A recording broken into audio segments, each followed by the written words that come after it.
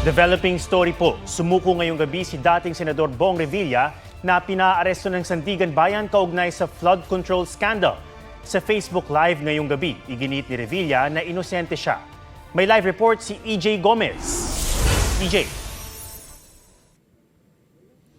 Atom, dumating ngayong gabi sa CIDG headquarters dito sa Camp Crame sa Quezon City si dating Senador Bong Revilla. Kasunod yan ng inilabas na arrest warrant laban sa kanya ngayong araw.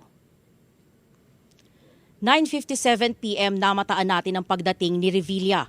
Ayon kay Acting PNP Chief Lieutenant General Jose Melencio Nartates Jr., kasama niya ang misis na si Cavite 2nd District Representative Lani Mercado at mga anak na sina Cavite 1st District Representative Jolo Revilla at Agimat Party List Representative Brian Revilla. Sa videong pinost sa social media ni Revilla pasado alas 9 ngayong gabi, naglabas siya ng sama ng loob sa inilabas na arrest warrant. Aniya, parang walang due process.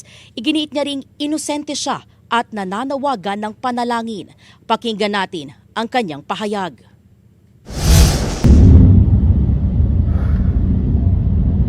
Nakakalungkot po, parang wala yatang due process.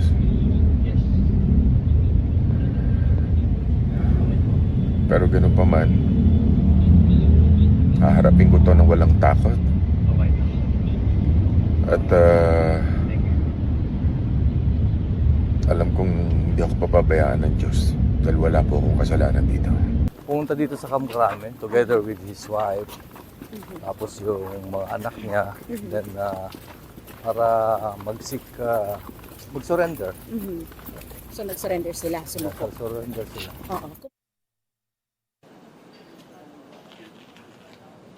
Ang pagpapaaresto kay Revilla ay sa bisa ng warrant ng Sandigan Bayan 3rd Division na siyang may hawak sa kanyang kasong malversation through falsification of public documents matapos ang raffle ng mga kaso ngayong araw.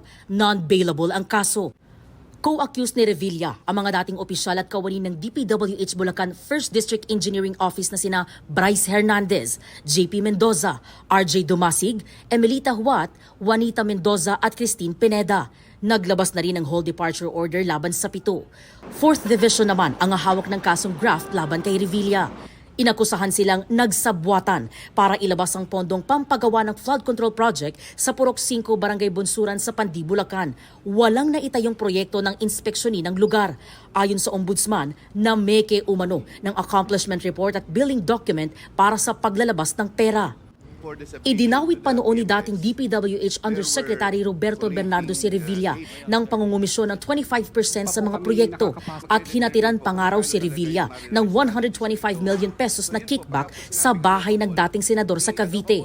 Todo tanggi dyan noon si Revilla na tinawag ang aligasyon na imbento at political persecution. Sinisiraan lang daw siya para malihis sa totoong may sala.